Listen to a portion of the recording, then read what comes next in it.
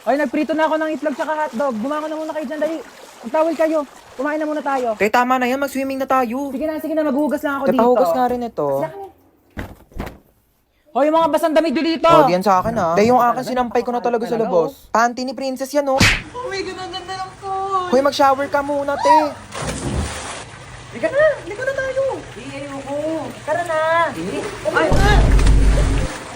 Ay, panalo. Ang ganda ng kwarto nila dito ah. Tara, yun naming ng aircon. Sarap matulog. Hoy, te, ano ka na dyan? Tara na, magsiswimming pa tayo.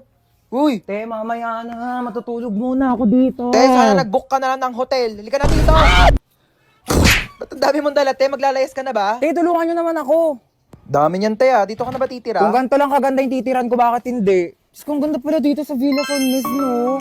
Grabe, sobrang ganda. Hidden gem talaga siya, te. Like, di ko alam na may ganito sa Cavite. Sobrang comfortable pero affordable itong Villa San Mes. Kaya kung gusto nyo ma-enjoy ang quality time, mag-book na kayo dito.